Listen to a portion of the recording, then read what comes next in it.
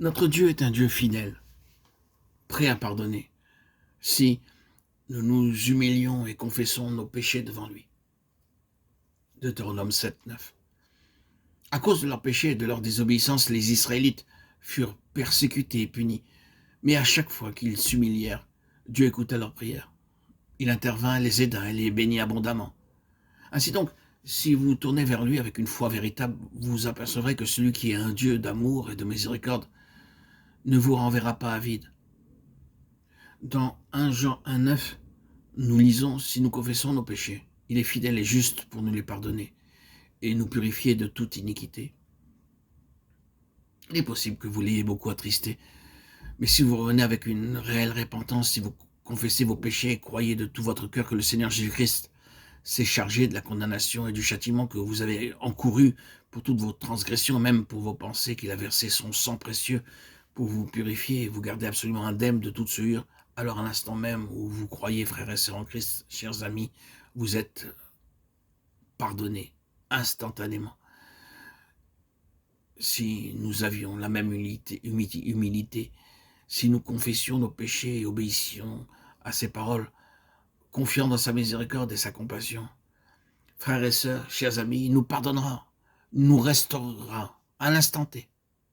De même qu'une nouvelle joie entrait dans le cœur du peuple de Dieu en marche vers Jérusalem et augmentait à mesure qu'il s'élevait, de la même manière, notre joie grandira, à mesure que nous avancerons en triomphant de chaque tentation et de chaque épreuve. Lorsque nous recevons le Seigneur Jésus-Christ comme notre Sauveur, nous devons croire dans notre cœur que lui-même est notre justice et en a fini sur la croix avec le vieil homme. À ce moment-là, Dieu ne tolérera pas que des impies nous causent du tort. Psaume 125,3. Lui-même peut nous punir, mais il ne le permettra pas de nous toucher. Nombre 23, 1 à 9 nous relate comment le roi Balak avait promis à Balaam une grande récompense s'il maudissait le peuple d'Israël. Bien qu'ils se fussent rebellés contre lui, le Seigneur ne le permit pas. Le jour où les Israélites quittèrent l'Égypte sur l'ordre de Dieu, ils avaient aspergé les montants des portes et les linteaux avec le sang de l'agneau immolé. Aux yeux du Seigneur, ils étaient devenus justes malgré leur désobéissance par l'effusion de ce sang et la foi. Constatez, chers amis, frères et sœurs, que si Dieu nous punit pour notre sottise et notre désobéissance, il ne souffrira pas que des impies, quels qu'ils soient, nous causent du tort.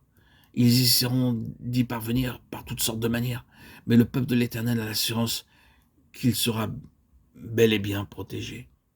Alléluia, Amen. Aucun instrument formé contre toi ne réussira, et toute langue qui se lèvera contre toi en jugement, tu la condamneras. C'est là l'héritage des serviteurs de l'Éternel, et leur justice est de par moi, dit l'Éternel. Ésaïe 54, 17.